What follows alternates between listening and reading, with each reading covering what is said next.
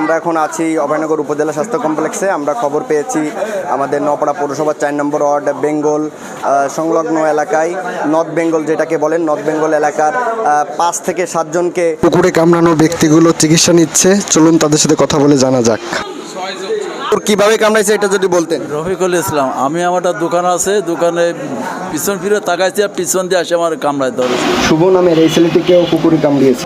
শহীদ মুজিবার সরকারি প্রাথমিক বিদ্যালয়ের 3য় শ্রেণীর ছাত্র রোয়ান খা। আমি দাঁড়াইছিলাম আমার দোকানের সামনে,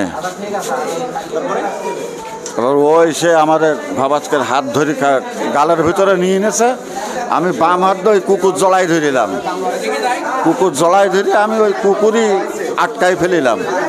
আমরা এখন একজন প্রত্যক্ষদর্শীর সাথে কথা বলবো।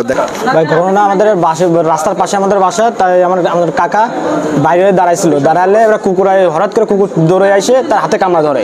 সে ধরলে সে পরবর্তীতে কুকুরটা জড়ায় ধরে রাখে, নিচে ফেলাই দেয়। এবার জনগণ চলে আসলে তারপরে কুকুরটাকে মাইরে ফেলানো হয়।